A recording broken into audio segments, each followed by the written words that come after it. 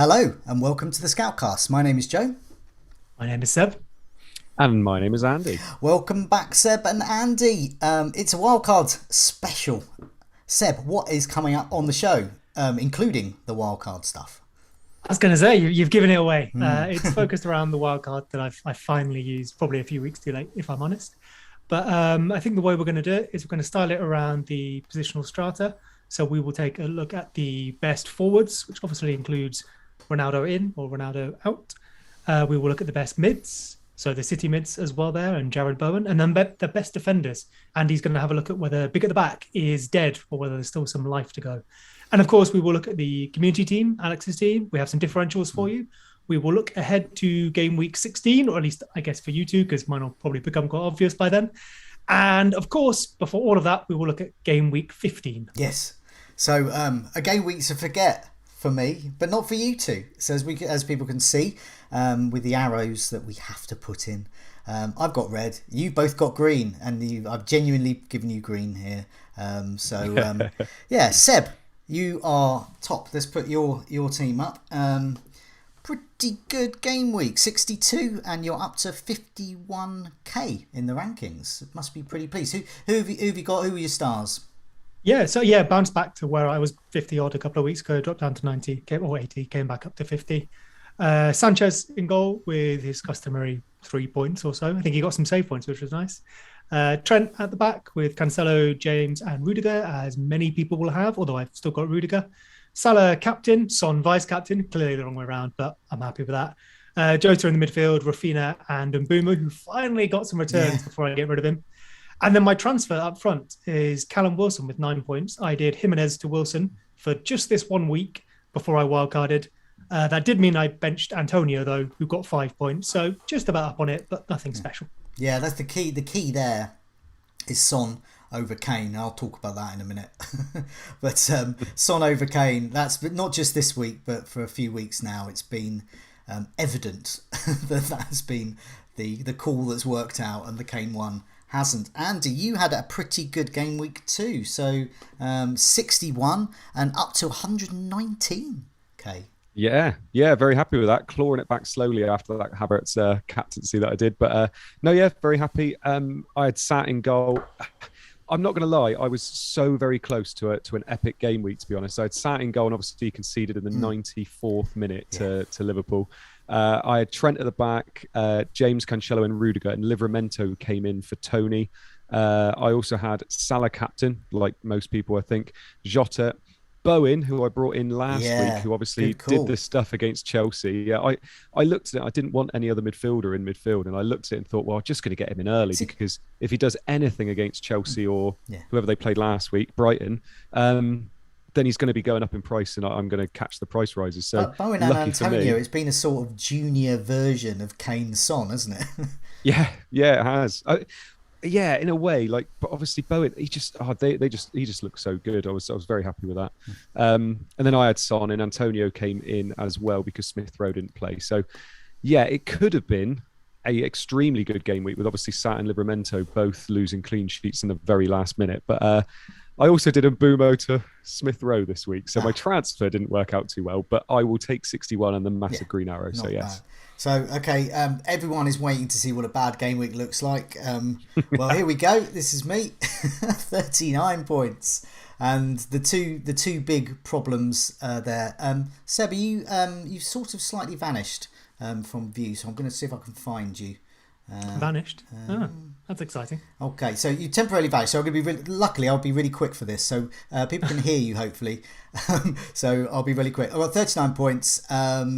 No one was good. Rafinha, I got points there. Obviously got Kane. I went for Armstrong over Antonio, so that cost me 4 points. And of course, Kane over Son. So yes, I'm not very, the unicorn, the unicane of Kane, I'm not best pleased with. That scene in Harry Potter where they find a dead unicorn, Voldemort's troops have killed him. Well, yeah, I'd have been involved in that, to be honest. Okay, let's move on. I'm just going to put a picture up of Ronaldo.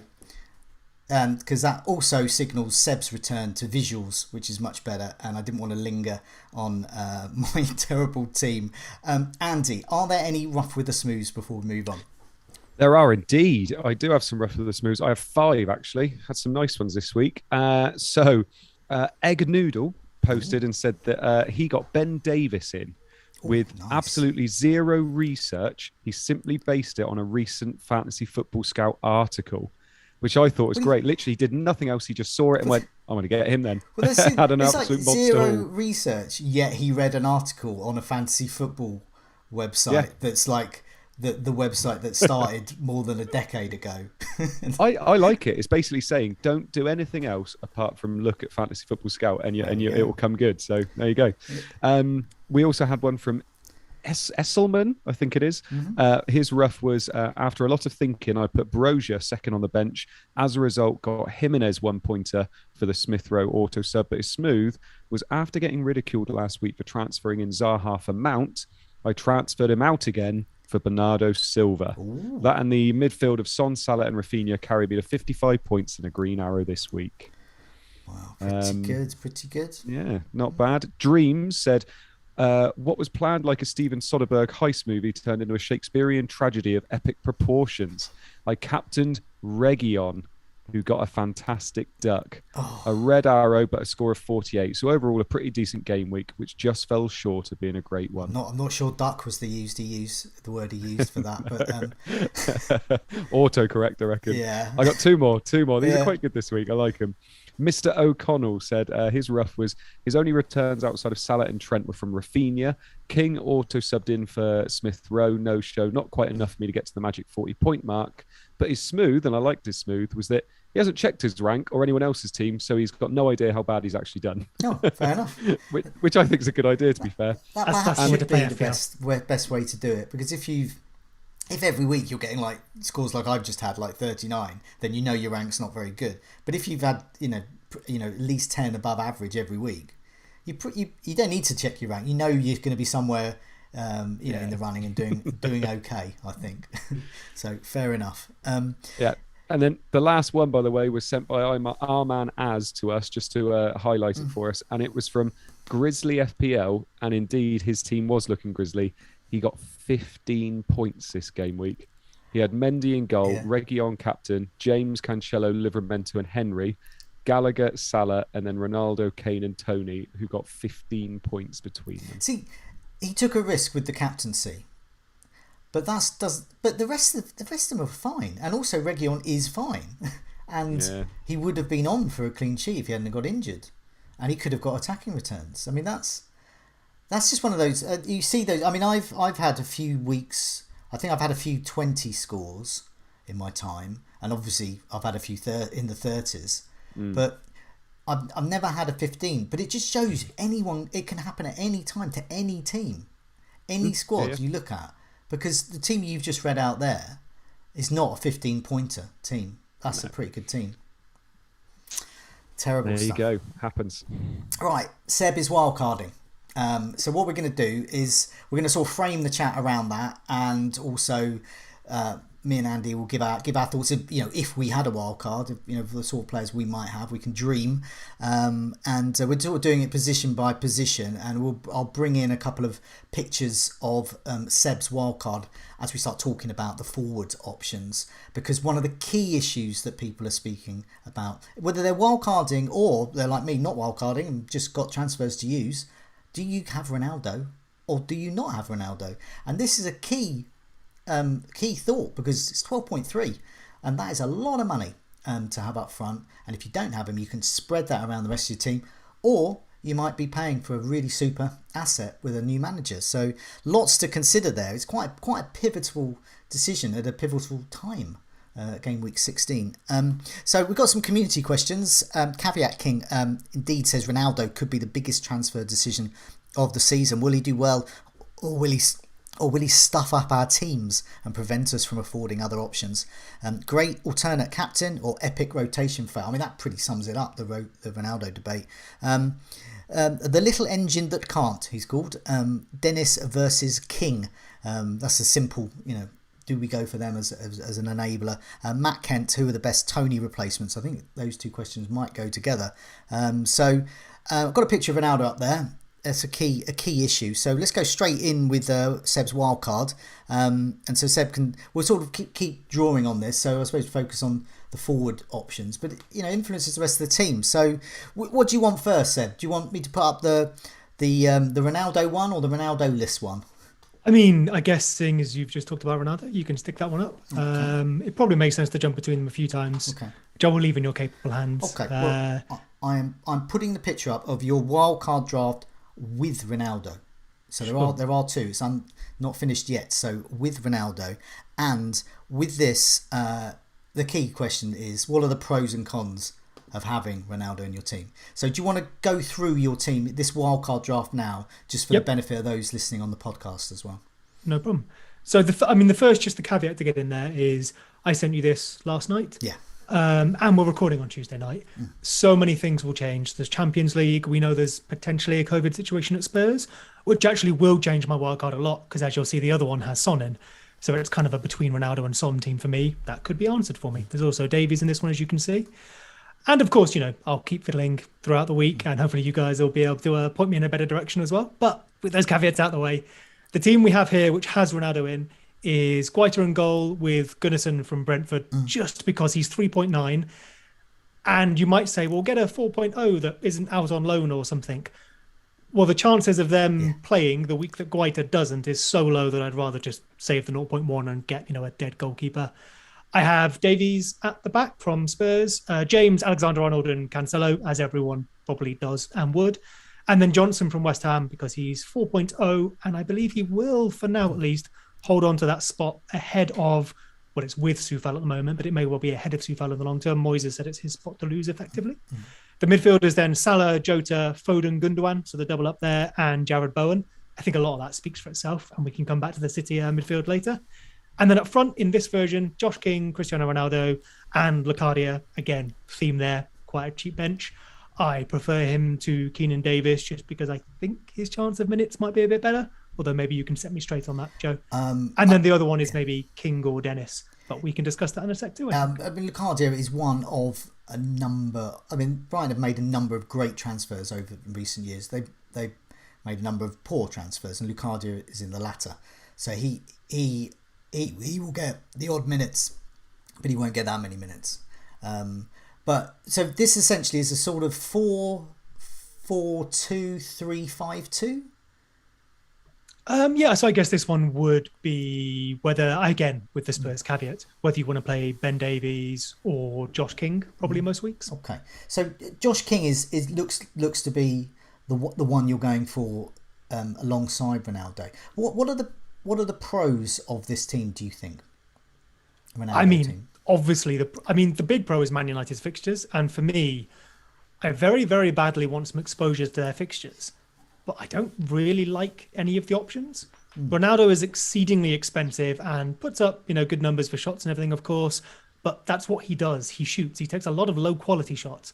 And his XG conversion over the seasons we've got data for is actually kind of just above average, which is fine if he gets loads of chances. But I'm not that excited to spend 12.3 million on him unless I'm going to captain him. And I think it's game weeks 18 and 21 where Salah plays, I think one is Spurs and one might be Chelsea or something. But even in those weeks, Ronaldo has like Brighton at home and Wolves at home. So it's not perfect. No. So the pro being it's Man United and probably the place most of the points are going to come from Man United, or at least where you would hope and put faith in them coming from. We believe he's on penalties as well until at least he misses. But if I went without him, I don't know if I would have Man United. And the other one, I do have Dallo at the moment.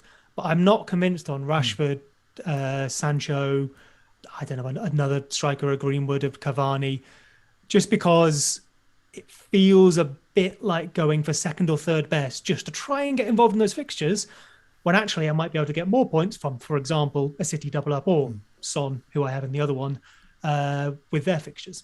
Andy, you're a Manchester United fan, so you must be delighted with Manchester United. Actually, there's some optimism around the place. But yeah, would you advocate getting Ronaldo? He's not in your team at the moment. Do you think he's the player to have going forward from Gameweek 16?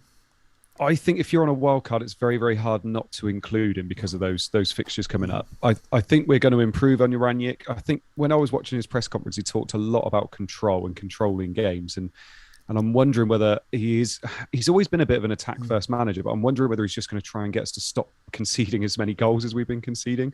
And obviously to do that, he needs a lot of control. He's going to be playing, Fred and McTominay an awful lot as well.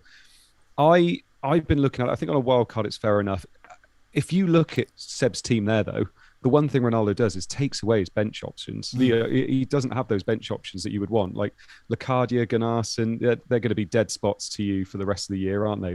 And so I worry that every time I try and put Ronaldo into a team, it just ruins it, and it just ruins the structure of it. Is this fully? Are you maxed out money wise on this one, Seb?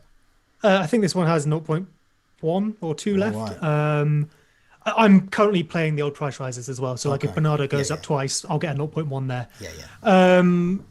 I think Andy's right. Although I would say that I like a cheap bench, so it wouldn't be that much more impressive if I lost Ronaldo. I think I have Gunnarsson in both teams because, like I said, I'd rather. I'm not going to get like a rotating goalkeeper. So unless I'm going to spend 4.0 on another goalkeeper who isn't going to play anyway, or the chances of him playing in the week that I need him are so low, I'd probably rather just save 0.1 and get Gunnarsson, and if Guaita gets injured, take that on the chin or make a transfer. What do you think?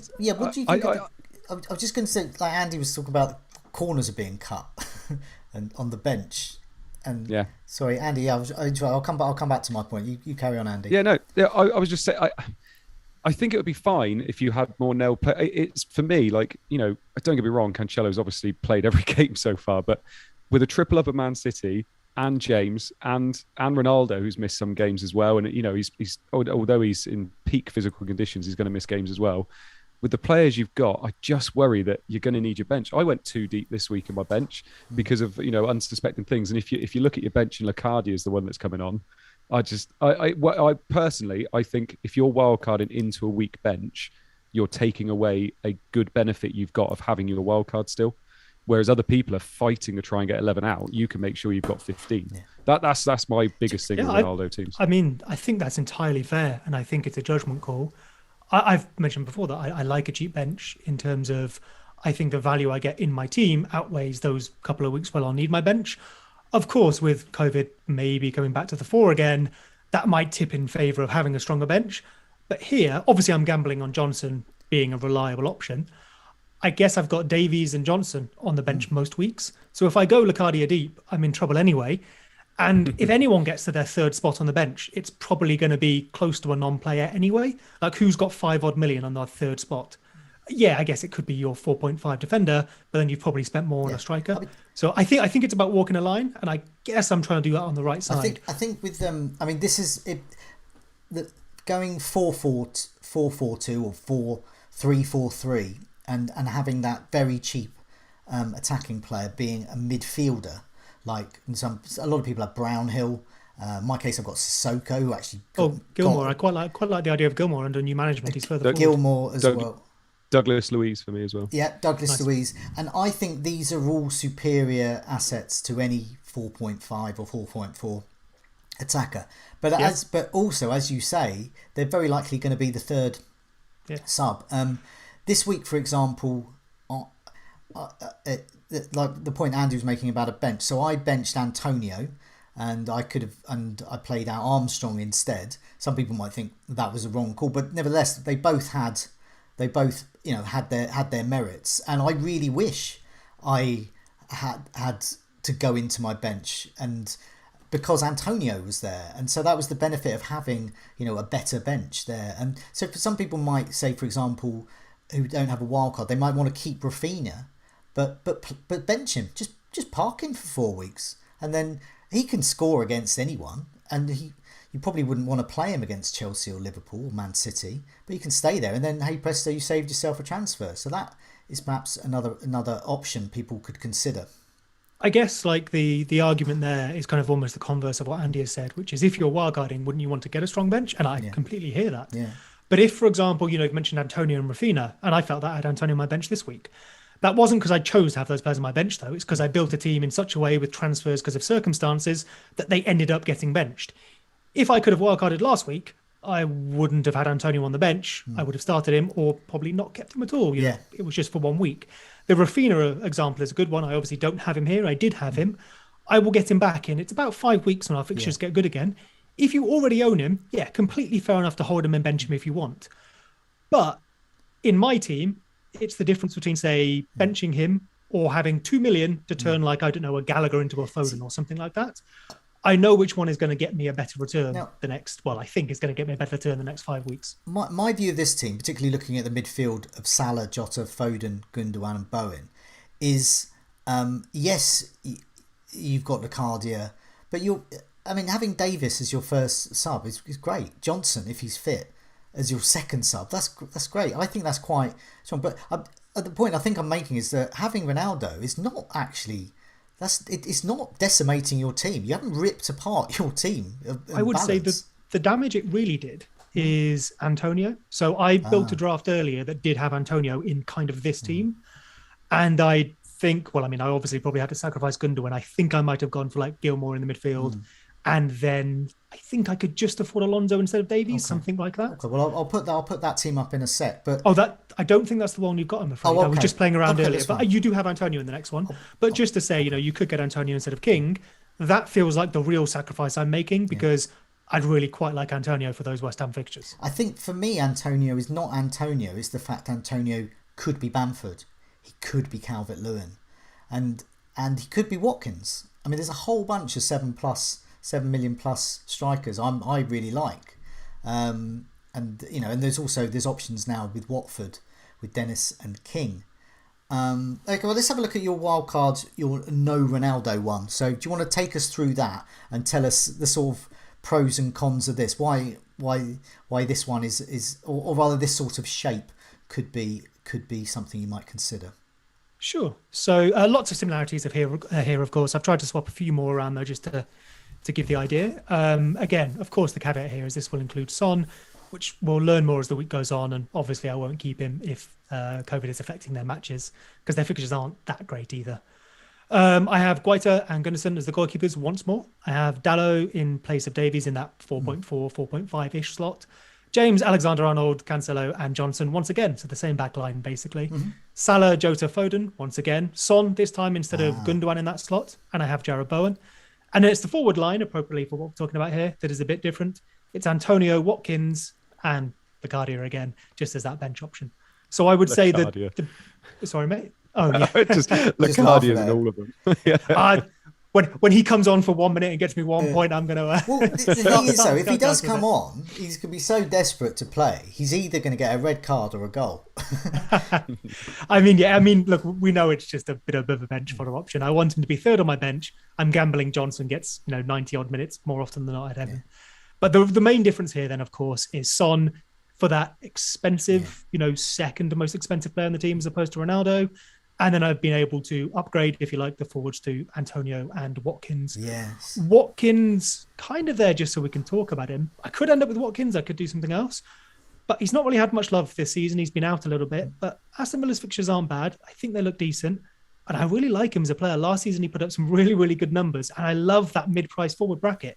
We spoke about this earlier in the season, Joe, with Kane. And if I get Ronaldo, it would be the first time I've had a premium striker literally all season. Not had Kane, not had Lukaku, not had Ronaldo yet. I just love those mid-price forwards. There's so many options. They provide such good value. And Salah keeps the captaincy that I often don't need another premium to captain. Well, I mean, the two key differences are obviously you've got Watkins and Antonio there, who could be Bamford and Calvert-Lewin. You've got lots of options there. And having Son, you have the chance of a Manchester United attacker in Rashford. Fernandes, if you can spare some cash somewhere. Sancho. Who knows? I mean, maybe the great Fred. You can downgrade too, but you've got options there with Son and that price bracket. But it's the Ronaldo thing. So what happens if Ronaldo scores a brace against Norwich, scores another one next match, and then another, and then you look at all the fixtures coming up for Manchester United? Who makes way if you decide to then go for Ronaldo? I mean, famous last words. If I decided against Ronaldo, I probably wouldn't go to him in a hurry because I hope I'd made my decision for a good reason and I would stick by that. And, if he scores 2 against Norwich, well, that's what I expected to happen. Yeah. So him doing so wouldn't change my mind. But it was more a bit like earlier in the season. He scores 2 again. Remember that season when Kane just kept scoring hat-tricks, like everyone he played? It was like, whoa. But if Ronaldo kept in it, and because he's got the fixtures, and these are the sort of defences that he traditionally does well against, I was thinking after like 2 or not obviously if you not one game you wouldn't like base a decision, but say it's after 3 games of Ronaldo braces. So let's assume that whatever has happened to mean I must have Ronaldo on my side. I guess looking at this, it's a Watkins up to Ronaldo, a Son down, and he could probably go down far enough to mean I keep Antonio because I had Gundogan in the other one, and I think the price points are real similar otherwise. So in theory, it's 2 transfers. Okay, yeah, that's fine. I was just thinking because in previous seasons when I always like to try and get somewhere if I can within a move or 2 moves. Sure. And I've always got my eye, and it's always a Spurs midfielder. Traditionally, it's been Christian Eriksen for me. Happy to own, happy to ditch. And I would love just to, on that point though, just for anyone in a similar situation to me, if you do decide to go with or without Ronaldo, if he scores a couple against Norwich, just like he did against Newcastle, that's what we expect to happen. That doesn't mean you need to rush to get him in. You made your decision knowing that was probably what was going to happen. And for me, it would really come down to that captaincy because Salah's getting it most of the time. We know that. The fixtures are great for Man United, but Liverpool's aren't bad either. They're 3rd on the ticker or something like that, 2nd. There's only a couple of weeks where I might look away from Salah. And actually, Ronaldo has 2 of his, in inverted commas, tougher fixtures in those weeks, which is Brighton and Wolves, I think. Not the hardest, but it's not like it's Newcastle. I think with I was talking on the captaincy video with Tom about it. We're both considering getting Ronaldo in, and I'm genuinely 49% on getting him captained, with Salah at 51%. It's the closest it's been to a contender, but that relies on him being benched in Europe midweek, or getting 40 minutes or something, 50 minutes. And looking like he's a certain starter against Norwich because he will get rests, but I just wonder whether the rest will be, he'll come on in the last 20 minutes, and I don't mind. I think one of the big things with wildcard for me is I've been talking about Gameweek16 for a while, and I do think maybe I could have used it better to get the Chelsea wing backs earlier, but I'm here now and it is a slot that I plan to maybe use it. But that was always based around the City fixtures, but mostly the Man United fixtures. And the silly thing is now I look at their team and, Ranić looks to have them playing well maybe, but nothing really jumps out at me. And I'm kind of stuck between this, well, I knew I wanted to do it for Man United, therefore I have to get Man United, and actually looking at it and going, but what if they aren't the best options? Should I crowbar them in anyway? And that's kind of where I'm sat at the moment, and I'm not sure. I'd love to know what Andy, obviously as a Man United fan, thinks about Man United and how you're looking. Yeah.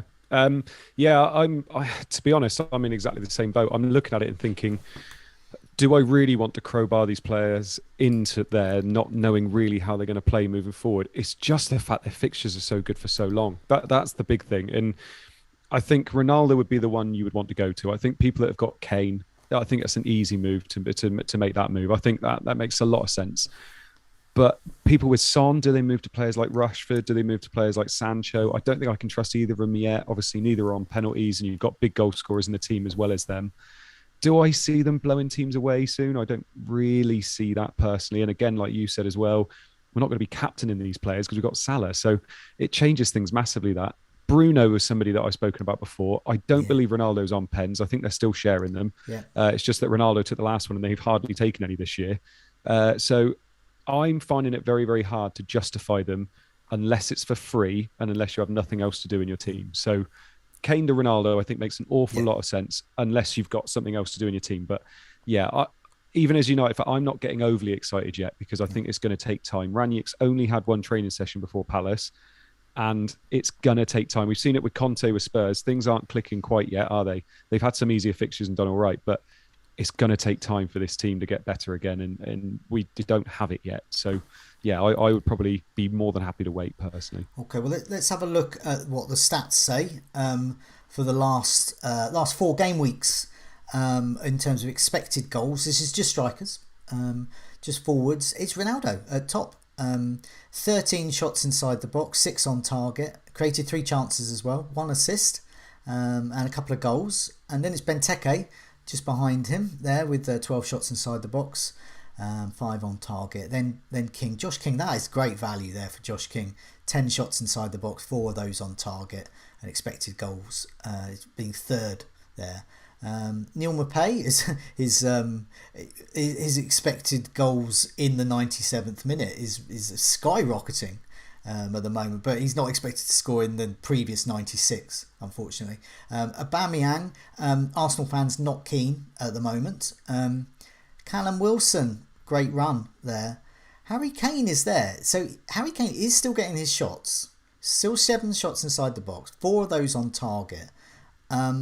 But just the expected goals, they're just rubbish.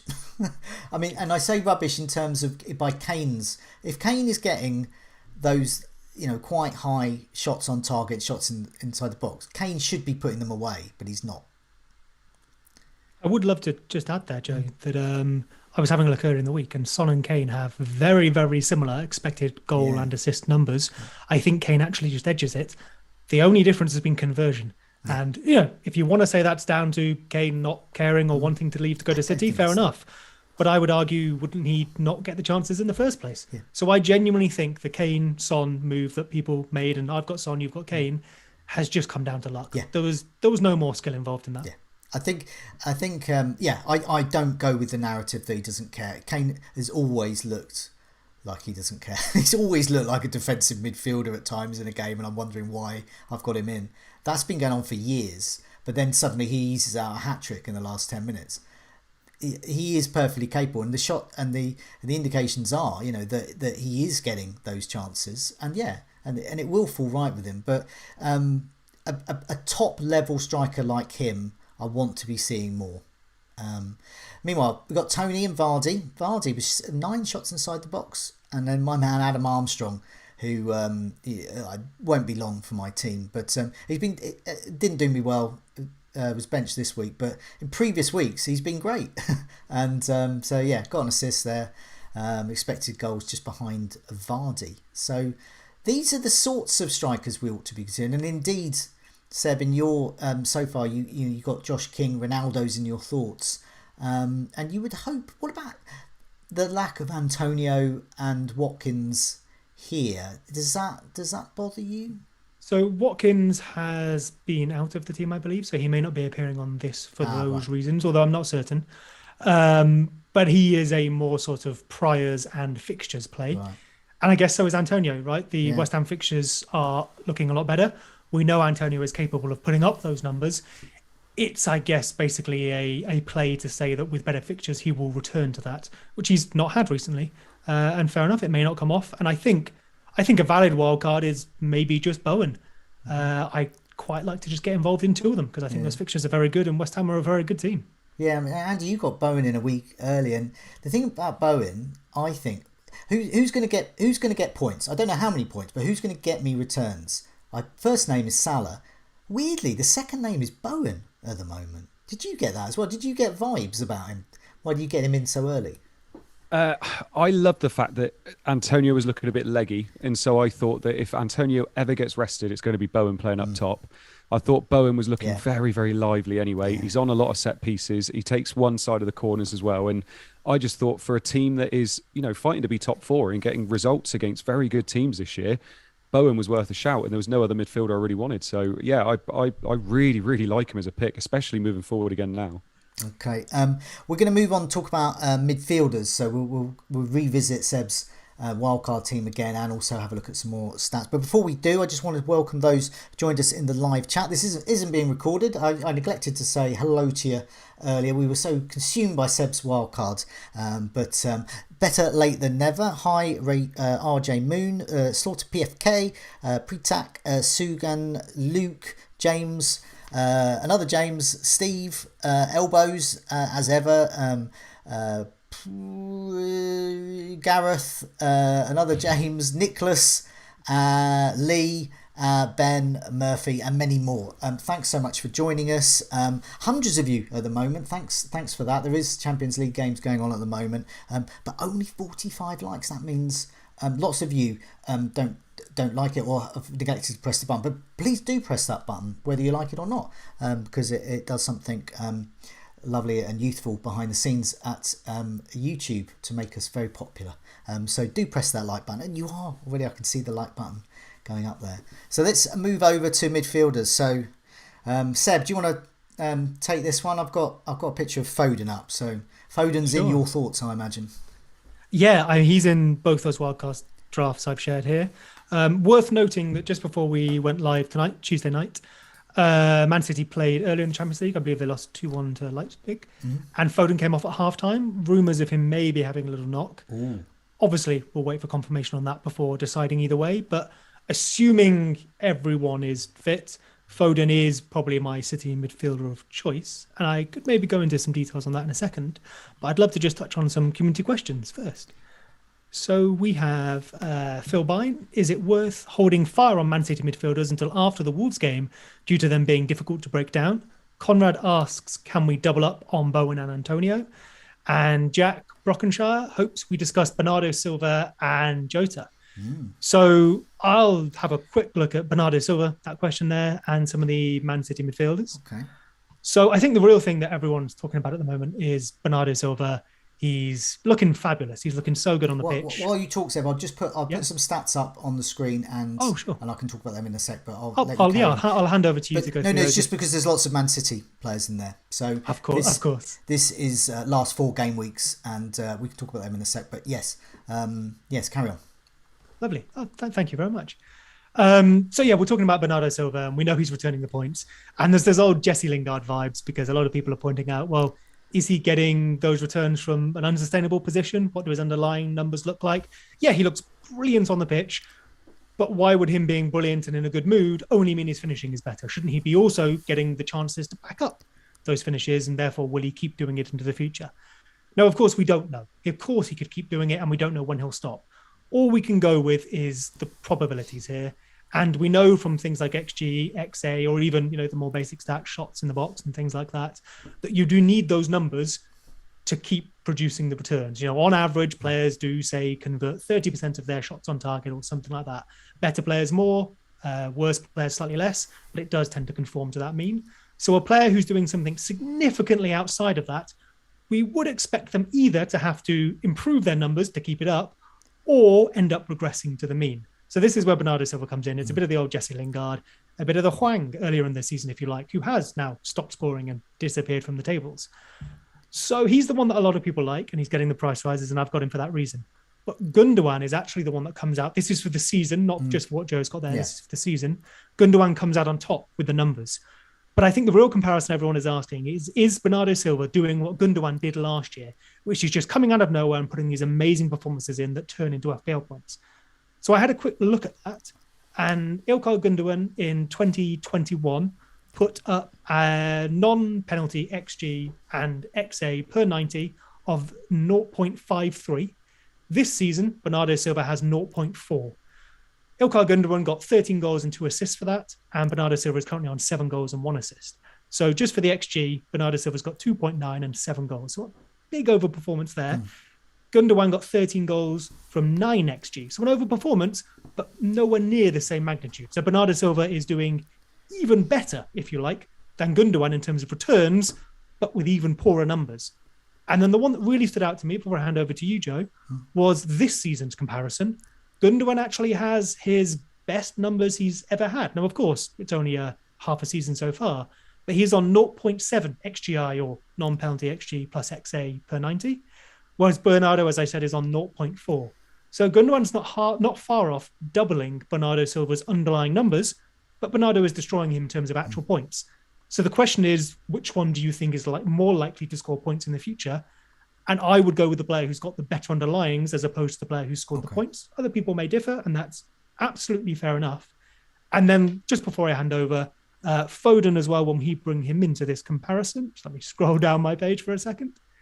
Foden has 0.86 non-pen XG plus XA per 90, which is better than both of those players.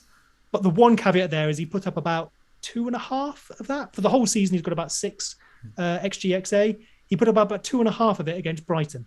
So he is capable of, big returns like that. But important to remember that so far, he's not really got close to that level again. Okay. Anyway, hopefully that's a bit of food for thought. Yeah, no, definitely. That's why I've gone for Foden and Gundogan in that team you see there.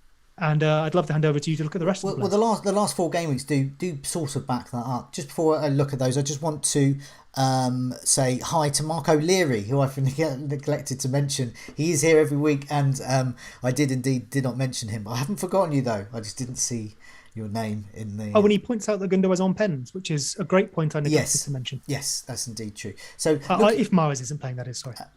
We had a question about Jota as well. So expected goal involvement, Jota is right up there. He's much more than Salah.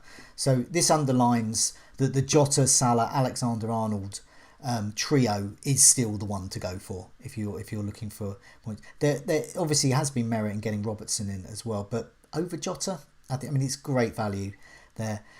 Raheem Sterling. Now, everyone not sure he's going to start each time, and that's what you pay for, and he's very expensive, 10.6. But he has an assist, he has a couple of goals, he has 8 shots inside the box, and 12 chances created, and he's third behind Jota and Salah over the last 4 game weeks. So he's very much a form midfielder there. Gundogan and Silva just behind there. And what's interesting, if you look at sort of minutes per chance, for example, Gundogan every 27.4 minutes, Bernardo Silva every 51.4 minutes. Big difference there. But then when you look at Foden, every 44.3 minutes. So that he is better than Bernardo Silva. So that does underline that with Gundogan on penalties and being involved and having a sort of a longer term pedigree, Gundogan, Foden look to be the better long-term picks than Bernardo Silva. But it is hard to look past the immediate goals that he's got. But I look at those and he's got 4 goals from 6 shots on target. And that immediately screams unsustainable. But nevertheless, perhaps we are riding a little wave, and sometimes you get that with players, and it just might be at the moment that Bernardo Silva, he might score a brace next week, he might the week after, but I think as you were saying, Seb, that Gundogan, Foden, if you were wildcarding, probably could be the better options. The one thing I like about Gundogan and Foden as well, and again, of course, other people may have other opinions on this, and they may well be right, is if we look at expected lineups, I think Bernardo has a very good chance of being in the team. He can play right wing, he can play left centre mid or right centre mid. But when KDB comes back, and he's back, he played tonight, which maybe means he won't play all of this weekend, but going forward, we know he's nailed if he's fit.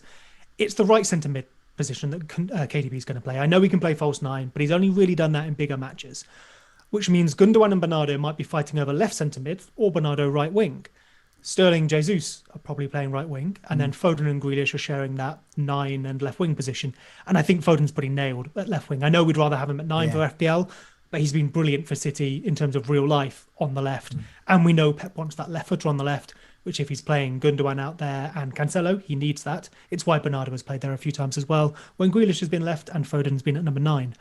But with all that taken into account, I think if I was doubling up, I'd want to go for, say, the higher ceiling. And if I want Foden, it's then between, say, Gundogan and Bernardo. And if I think Gundogan and Bernardo are potentially fighting over one centre mid slot some weeks, and therefore only one of them will play, I probably want the one that I think has got the highest ceiling out of those two as well, and that is Gundogan. I understand people going Bernardo and Gundogan because then you probably guarantee at least one is playing. But for me, that feels like doubling up on 2 players just to make sure one plays seems the wrong way to double up on Man City's midfield to me. Okay, Andy, what do you? Which Man City mid? I mean, you haven't got one at the moment, and which one have you got your eye on getting in?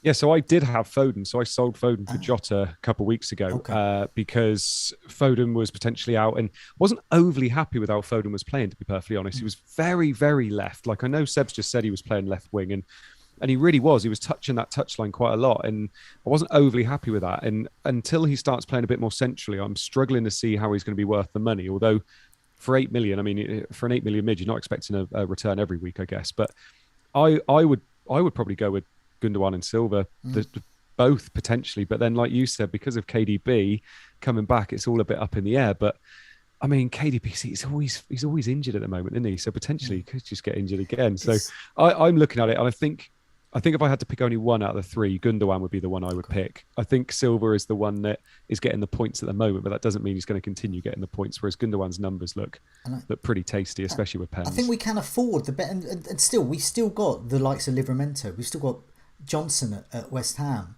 We've got, quite valid 4.5 midfielders that can come in and get the odds assist.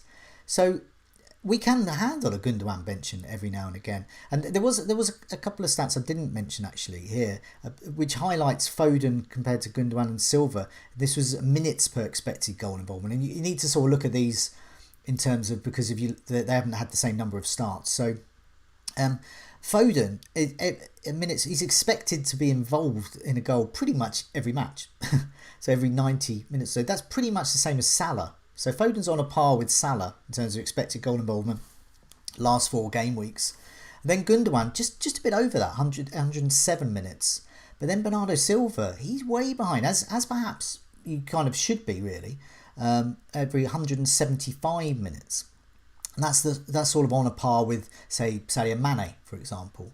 So Foden, using that metric, and there are of course many other metrics available, is on a par with Salah in some respects in terms of expected to be involved, and that's because City and Liverpool score lots of goals. So I'd love to just pick up on one thing Andy said, which I think is a fair assessment about looking at Foden playing very wide left. And as we said, Pep wants a left footer out there to provide that width. But when we look at the numbers, if you just take that Brighton match out, and I think this covers it nicely because this is just last 4, his numbers are real similar whether he's playing up front or on the left. Now, of course, I've not looked at who they're playing. So if he's only playing on the left against terrible teams, these numbers might be a bit misleading. But I actually don't know if I mind whether he's up front or left, maybe provided I don't watch the match, I think he's played left wing in most of these 4 matches here. And as Andy has said, he's got decent numbers. Joe said, sorry, not Andy. Yeah. Yeah. No Son in here.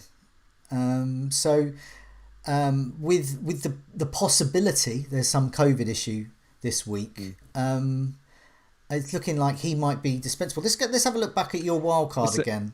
Is that because it's the last 4 weeks and he missed a week? Does that take that into account? There is partly that as well. But when I also sorted by minutes per chance and all the minutes per, he wasn't showing up in comparison to some of these other ones here. So I just want to put Seb's wildcard picture back up again, because this is the one with Son in.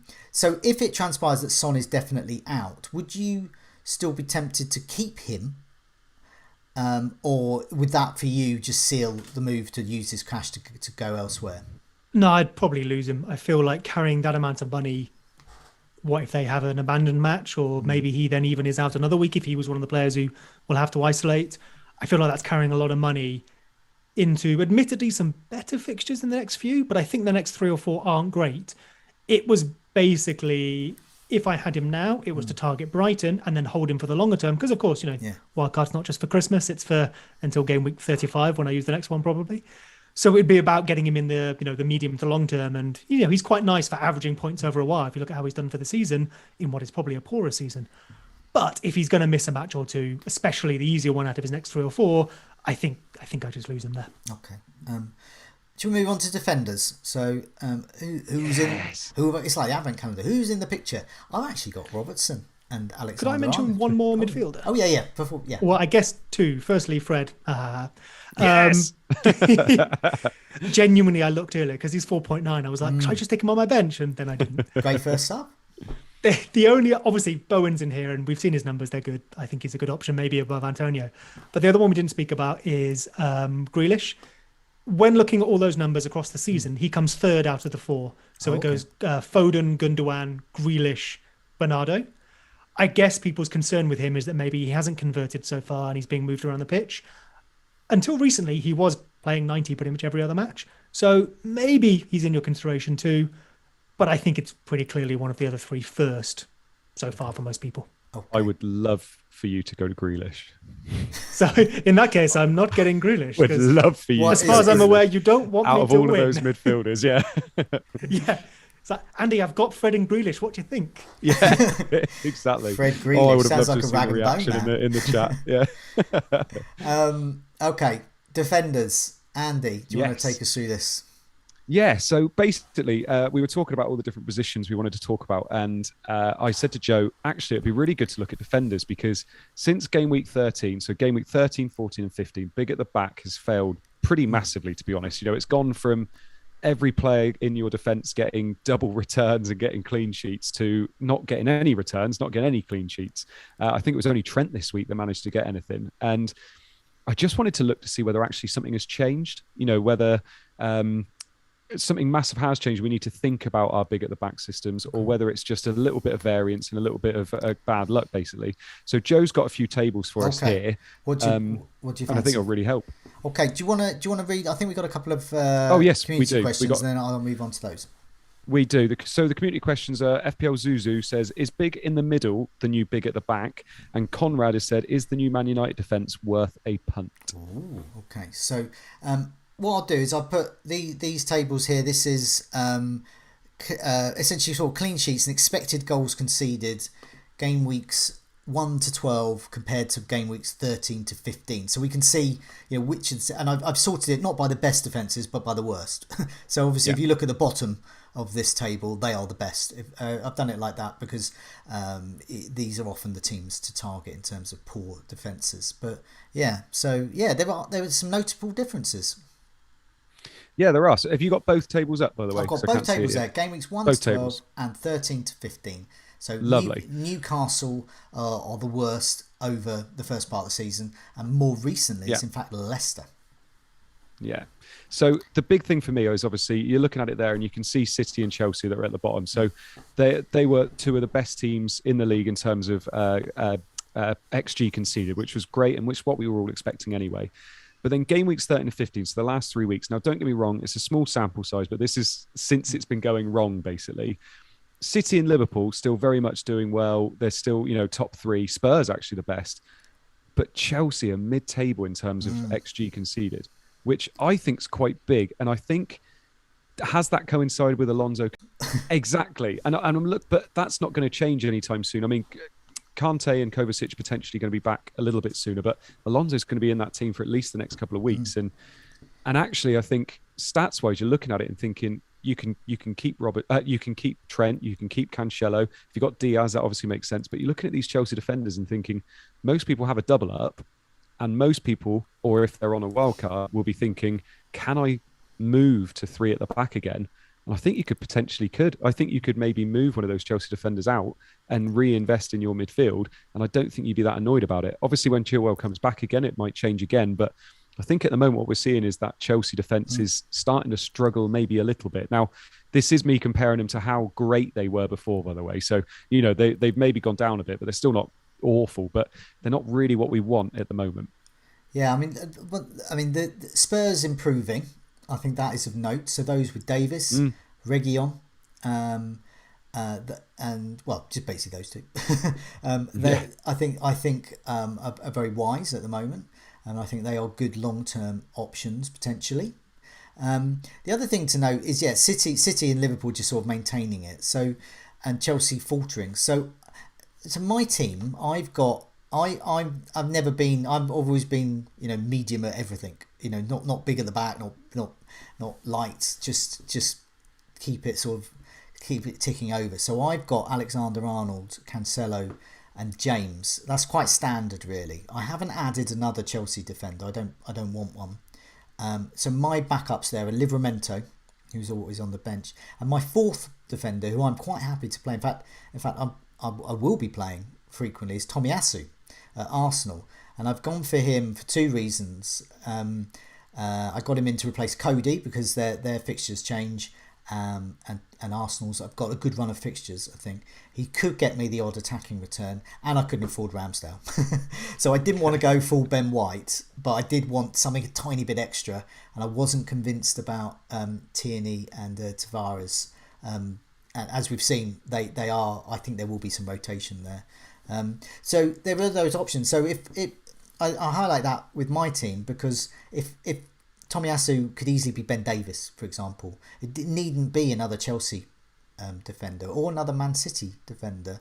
So worth mentioning as well, and a few people have alluded to this in the chat. Spurs and Burnley are obviously on there. Their XG is going to be a lot less because they missed that game as well. That's obviously there. But also, and just on a little bit of a side note, not kind of talking about the players we were talking about just then, Leicester's defence is genuinely terrible. Yeah. Like, it is so bad at the moment. They concede so many chances every game. So do not look at Leicester and think it's a good fix. It's not a good fixture to target. You've got to be targeting Leicester at the moment because they're really bad. And Aston Villa as well, I think, improving, which is good. No clean sheets recently, but could be. But Leicester, they are a proper team to attack. So having Wilson in your team, keep him. Don't look at Leicester as like I don't know what he is on the official website. Whether is Leicester considered a tough fixture? I don't know what they are on the FDR actually. But if I had Wilson, I would think that's like brilliant fixture. I would imagine. Yeah. But, and obviously, moving on to what we're going to be looking at in a minute as well, we own these players like Cancelo, Trent, and James because of their attacking intent as well. So Joe has also got us attacking stats to double check whether they are getting worse in an defensive prospect and also an attacking wise, because obviously the reason we own them is for attacking wise as well. Okay. Could I just highlight Crystal Palace on here before we move on? Yeah. Who in both your tables there, Game Week 1 to 12 and 13 to 15, look like one of the better teams, and that is basically why I have their goalkeeper on my wildcard. It's a half season pick. I don't want to be making transfers, and I don't want to be spending 5 million or over.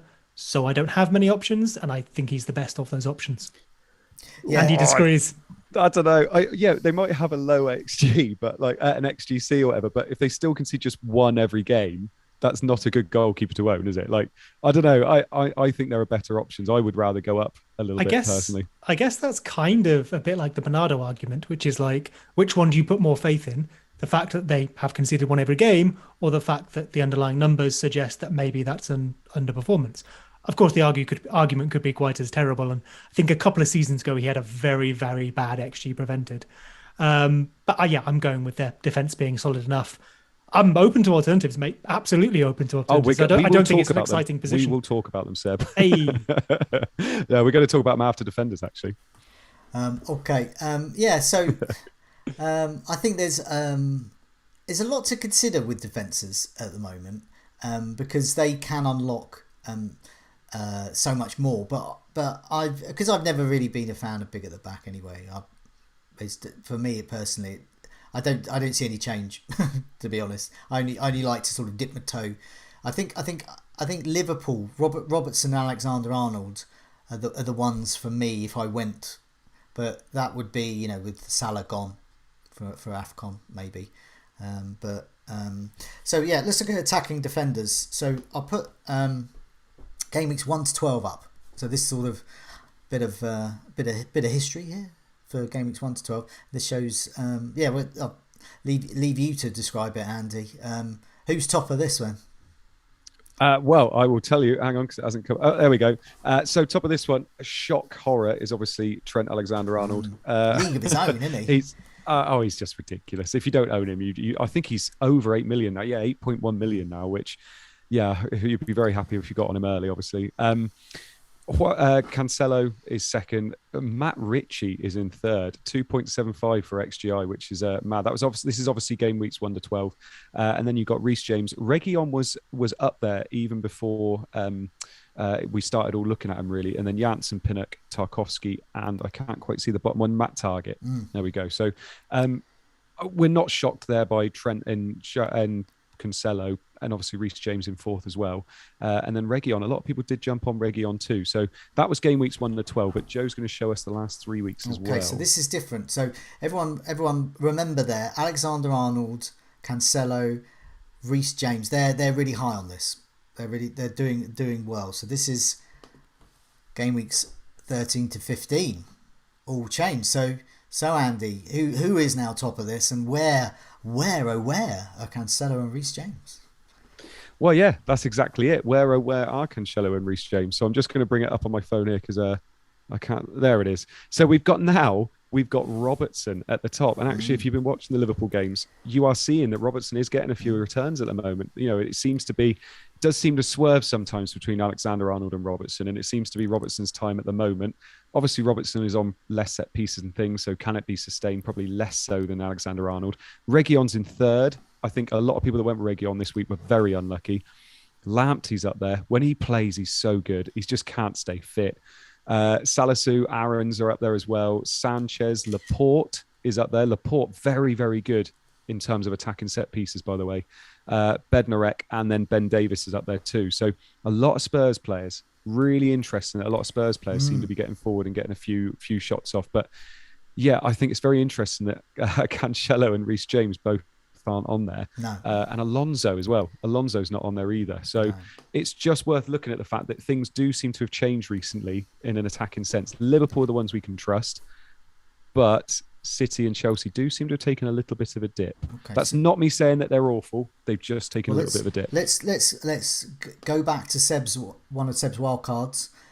So this is the Ronaldo one with Davis, James, Alexander-Arnold, Cancelo, and Johnson. So looking at our discussion that we've just had, are you still set on this type of arrangement, or are you looking at double Chelsea defence maybe in the Ronaldo one? I've not. I've got double Chelsea in Rudiger and James at the moment. I'd hold James for attacking threat. I know obviously Andy's pointed out that it hasn't happened in the last couple, but as he said himself, small sample may depend on opposition. But, if that keeps happening over the next few, worth considering. And I know Chelsea's fixtures get a little poorer after game week 20, is it, I think, off the top of my head, including some potential blanks, although maybe a double if they lose in the Cup. Realistically, at that point, it might be time to move James on altogether for a bit. Maybe that ties in nicely with getting Robertson with Salah going off to AFCON. But for now, I'm happy to effectively have one of the best attacking defenders over the season. The player that I would like to try and work in is Reguilon. Obviously, I've got Ben Davies there. That's just for price. Their fixtures aren't the best for the next three. They're not terrible. But maybe I could do a James to Reguilon, with a little bit of overlap there at some point, or try and work him in. But obviously, as you can see there, I'd have to make some sacrifices elsewhere. Maybe a Gundogan down, or maybe really commit to 4-5-1 and drop King to, I don't know, another non-playing forward just to make Andy happy. Yeah. By the way, can I just mention, because a few people are mentioning it in the chat, the reason we chose game week 1 to 12 and then game week 13 to 15 is because game week 12 was the last time everything went right for Big at the Back. Game week 13 to 15, it hasn't gone right since then. So that's why we chose it. And just wanted to see whether something was going wrong or whether it was just variance, basically. We completely understand that, game weeks 13 to 15 are a massively small sample. But, since we've been doing the Scoutcast, looking at the last couple of game weeks and the last 4 game weeks have always given you a little insight and can perhaps help us predict and look ahead to what is happening, to see any emerging trends. And it's particularly, I always find it's particularly important with defenders in terms of clean sheet potential, but also in terms of attackers, because if we were to believe such a thing like form exists, the mentality of forwards, I think, is quite form-based. If they don't score for a while, it gets in their heads. If they score the 1 week, 2 weeks, 3 weeks, they just think they're superhuman. And there's something about forwards. They're a different mentality, I think, to other players. I mean, if I had to sum up FPL, it's a game of making decisions on far too little data. Yeah. Like, realistically, anyone working for a football club would look at an entire season's worth of data, or at least half a season, if not an entire career's worth of data. But we don't have the luxury. No. So, of course, we're going to work with sample sizes that are too small. I think the key is knowing you're working with a small sample size and therefore, basing your conclusions on it with a little bit of caution, but we'll still see patterns emerge and, maybe you'll spot someone like Bernardo before other people do. Yeah, or Lacadia. Come on. Shall we have a look at the next 4 fixtures, or did you want to say anything else about defenders? No, all good. That's my bit all done. Covered. Okay, so this is... Did you have goalkeepers? Sorry, Andy. Oh, yeah. So, yeah. Well, I've got the fixtures up here, but yeah, goalkeepers, yeah. Yeah, so I won't lie, Gator would be fourth or fifth choice probably on my list of goalkeepers at the moment. I think Okay. for me, the top two goalkeepers I think everybody should be going for. They should be spending just a little bit more money, and it would be Ramsdale or David De Gea for me. Yeah. I think De Gea, with those fixtures coming up, you just can't ignore it. And with Ranić coming in saying all about control, I think he's going to try and sort that defence out and stop them conceding and make them hard to concede against. Because we're averaging 2 goals against a game or something at the moment, which is just ridiculous. And Ramsdale is just ridiculous value for money. Obviously, he's continuing to go up, and he probably will as well. But I think it would be out of those two personally. So I think I try and eke out an extra 0.1 couple of mil to try and get up to one of those. That's fair. I think De Gea I can't really argue with. It's just a price thing. And I maybe would rather say a Dalot with some potential attacking, although rotation as well. Yeah. With Ramsdale, I guess it's kind of the opposite of what we're seeing with Guaita in the numbers, because Arsenal's defence isn't anywhere near as good as Palace's. But it looks like Ramsdale is possibly a better goalkeeper and therefore is making the saves, keeping the clean sheets and getting save points. So I guess the argument there is just, which one do you back, the better goalkeeper or the better defence? And I don't know if I know the answer. I guess I've gone with the cheaper option for now.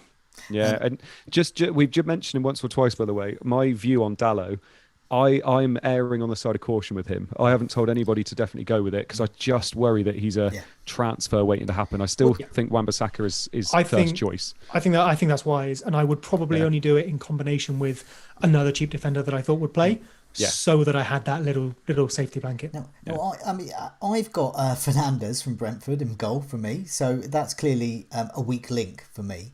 I'm priced out of Ramsdale now, or am I? Because he's about 5 million. And if I'm going to spend that amount, I'm looking at De Gea because I've got Tomiyasu. So, Andy, what do you think that Henderson will come in? Do you think he'll alternate like the Southampton keepers, or do you think it's De Gea's? He's just there. Oh yeah, I think it's De Gea's at the moment. I feel like it would be a mistake to get rid of a keeper that's playing well, and he does play well. So I feel like it's his to lose at the moment. So I can't see Henderson coming in anytime soon. Yeah. Okay. We've got the fixtures up here, and we can see why we're talking about Manchester United a lot. They've got Norwich, Brentford, Brighton, Newcastle. This carries on till what? Game week something or other, 30 or something. It's just a sea of blue. Watford have got a temporary nice run of fixtures. Brentford, Burnley, Crystal Palace and Wolves. And then West Ham, this is why we're talking about Bowen and Antonio, and indeed Johnson at the back. Burnley, Arsenal, Norwich and Southampton. Man City, great fixtures. Wolves, Leeds, Newcastle and Leicester. On current evidence, Leicester's going to be the goal fest on that one. Arsenal, this is why I was looking at Tomiyasu. Southampton, West Ham, that's the tricky one. And then Leeds and Norwich, so nice set of fixtures. Liverpool, I'm not sure it matters, but nevertheless they do have Villa, Newcastle, Tottenham and Leeds doing well. And Chelsea got a nice run of 4 fixtures. Leeds, Everton, Wolves and Villa. Down below though, Leeds, really, it's as poor as you can get fixture wise. While Rafinha's great, but this could be his time up in my team for a little while. But I would like to go back to him. Chelsea, City, Arsenal, Liverpool. We really needed that point. Thank you, Bamford. Yeah, so they could score.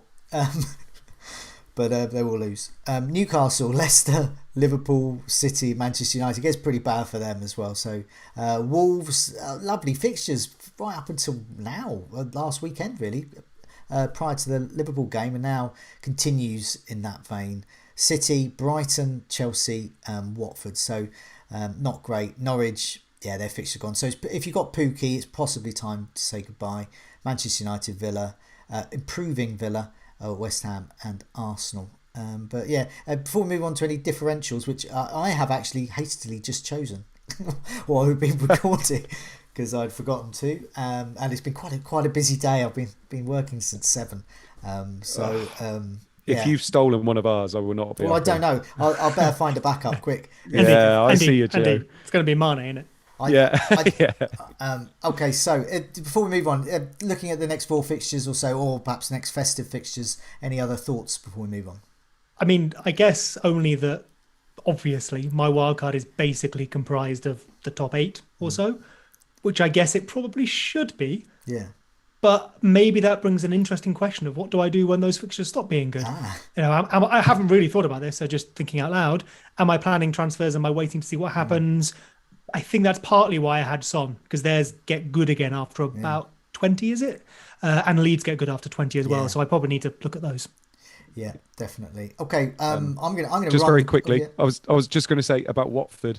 If you want to get Dennis or King in, those fixtures are just gorgeous, and they've got the stats to go with it. So they are definitely something you should be looking at. I'm in the King camp there. Yeah, I am as well, because he's on penalties, and I'm not quite sure of the international credentials in terms of is he going to go to AFCON for Dennis, and he's in the 40-man squad, isn't he? Right. So he's on the long list. Yeah. And I just think Josh King is more. I've got more evidence over a number of seasons to say Josh King. It's the pens as well. Yeah. Pens for me. But so I'm going to run the gauntlet on the differentials, even though I just hastily thought of one. You might have even picked him for me. So let's go with you two first. I've got to hope for the best. Seb, who is your differential for the next 4 game weeks of 5% and under? I have gone. I should just check he's still under 5%, shouldn't I? 4.2. I have gone with Jared Bowen. For reasons explained here. Andy did it a week early. I think the other Andy, Sonado, who was brilliant last week, nearly went with him, but went with Gundogan. I wanted Bowen. I was just waiting for this week, and so I will go there. I mean, he's arguably, if you had to pick between him and Antonio, you pick Bowen, and I don't think he will be a differential for much longer. No. Andy, who's your differential? I feel a bit mean now, but I'm going to go with Gundogan. So 3.7 million, 3.7%. I think where a lot of people are going to be going for silver, you could go with Gundogan, and actually it could turn out quite well. If you know your mini league rival has got silver, you could go Gundogan, and actually it could be a masterstroke moving forward. So that's my pick. I am very surprised that both your picks are under 5%, and I don't think they will be for long. Jared Bowen is very high on my shopping list, and in my head I thought he was like 15-20%, but that's the kind of Twitter bubble, isn't it? It's like hardly happy I have him. Happy. He's hardly owned at all. And you're getting, when you look on our live FPL site and you see the points coming in, for Jared Bowen, 11 points is 11 points. It's not like you're getting like half a point like with Salah or something. You are getting full on those points. They are coming into your team, and they're not going into anyone else's. Okay, so I've been having a bit of a theme recently with my picks. I'm a dreamer. I'm the FPL dreamer. So I had Kane in the past. Last week I went for Sancho because it's looking at who will improve over in Manchester United, who could be in amongst the goals and assists. And I've gone for another Manchester United player, and I've gone for him for I've gone for him for a number of reasons. One, he is going to be playing regularly forward. Has a great pedigree of scoring and assisting.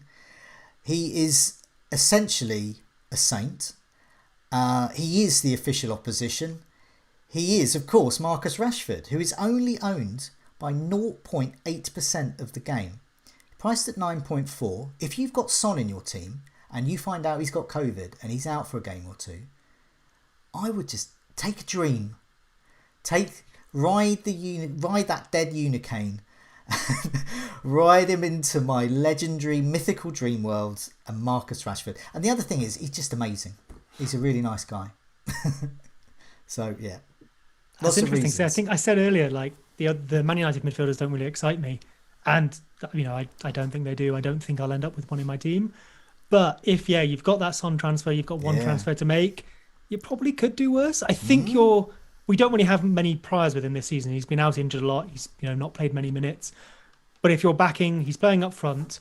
He's with a better manager and a team that hopefully will function better. I guess you're just gambling on an improvement there. But I think there's grounds for it. But it's not like if suddenly Marcus Rashford's got double-digit returns in 2 of the next 3 game weeks, no one would go, oh my God, that's really shocking, because he's been doing that sort of thing for a couple of seasons.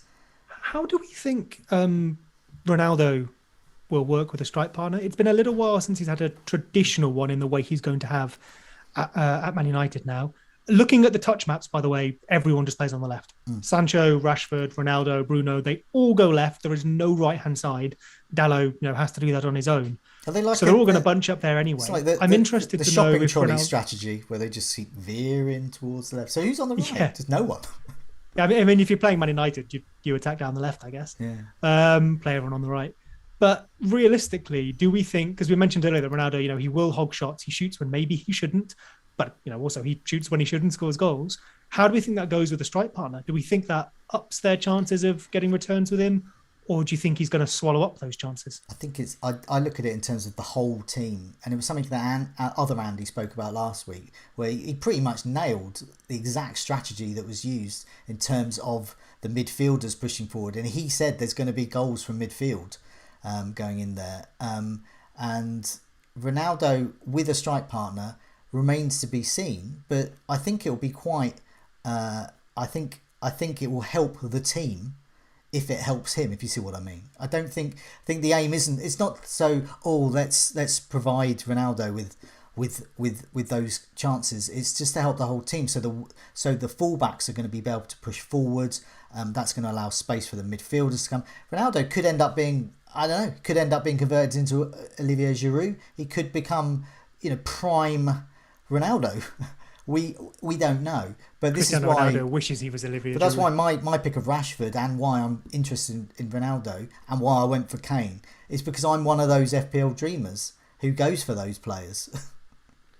So it could be good. Rashford seemed to be very, very forward, didn't he? But and actually Ronaldo isn't as selfish as people think he is. Like he's let it that. I think back to that header that he cushioned for Van der Beek. Literally, he should have gone for goal. He didn't. He laid it back to Van der Beek and he scored. So it could happen. I am probably under the impression that Rashford's not as good a pick because Ronaldo's there personally. But I don't know. It's tough. Does he play 90 minutes as well? Weeks ago, even in Solskjaer's time, I earmarked this time for Rashford if I didn't want to go for Ronaldo. Because he has the history over a number of seasons. And there's nothing particularly about him so far where I'm thinking, like with Harry Kane, I'm thinking, is there something I don't know? And I don't really have those question marks for Rashford. And the other one is just purely something that we don't talk about much, of just fun. I really like Marcus Rashford as a person. I think he's quite an incredible young man, and so I think he's great to have in your team. I'm not going to argue with that. Fair enough. But that's cheating, winning an FPL conversation with humanity and shit. Yeah. Someone in the chat asked what his ex nice per 90 was for the last couple of weeks. It's nice. I mean, he's he's going to get a knighthood. So let's have a look at the community team. This is Alex's team. First red arrow since our wildcard in game week 7. And it looks like we used that wild card well in game week 7 with that blend of these Alexander Arnold, the Cancelo, James, Jota, but Kane is the big mishap there. Zaha I've still got a little bit of faith in at the moment, but we have an issue. We have some issues. We've got 2 frees though. We've got 40 points and a red down to 217k. So we were hovering around the 100k. Or so mark, so a bit of a dip, but 2 frees, and I think Tony and Kane to Ronaldo and Josh King. Yes, that's literally what I was about to say. So I love that. And nice. And that bench is good as well. And the bench is good, and when the bench is good, it can be even better, because if we wanted to bench Rafinha, we could, and what a first sub, what an elegant first sub to have. So I like the look of that. Possibly, I mean, we could play Mitchell instead of Pookie. I mean, there's choices there. There's choices. But the only thing I'd wonder is, I think that's a fair enough move. Is can we get City involved going forward? Whether that's midfield, whether it's up front. Should we wait for that, or are we not interested in that? No, it's not. We're not interested. It's just I'm not sure, because it's not my team, it's someone else's team, and I think Wolves historically this season so far have not conceded hatfuls of goals. There is a chance they could put up a fight. I'm not saying they're going to win, but it could be like 1-0, 2-0 rather than 5-0 against them. And I want to give. It could be Foden's the one, but it could be that he's benched this weekend. So I think we've got a bit of time. So yeah, we could. I think Kane is the money man. We could just bench Tony. It doesn't leave us with much else up top, but we could use Kane to king perhaps, and then Rafinha up to a City mid or Bowen. We could go that route, so that is an option. But I just looked at that and something Andy his first thought as well. I just thought that team to me screams fix weak links, get rid of Kane, get Ronaldo. Watford's run's good. And I just thought... Yeah, fair. And I mean, Tony might miss a couple of matches, Yeah. and Kane, well, if he misses the Brighton match, similar to the Son discussion, right? We probably just need to lose him. So I want a City mid, but maybe that's because I'm already stuck in my wildcard mindset. I think for this team, I think you're probably right. Yeah, I think, and then the following week, we can see how much money we've got left, which should be around about 1 million or so, which would be enough to do Zaha or Rafinha to a City mid. Yeah, that would get us. That would get any of them but Foden. But Foden, yeah, that would get Gundogan or Bernardo Silva. Yeah. So that's or Grealish, the one that everyone wants. So let's move on to our plans, our team reveal. So we've had a look at Seb's one. So I could put another one up, and you can sort of. Which one do you want me to put up in terms of? I guess like, so. I've just put one together that I thought might be closer to the final thing I end up on. So if you put the Ronaldo one up, I'll just talk about a couple of the changes. Okay, so and the reason for Ronaldo is because obviously let's assume Son's out. What would be your bust team as it stands then? Cool. So I'll just get this up, run through it. So Ronaldo because Son's out.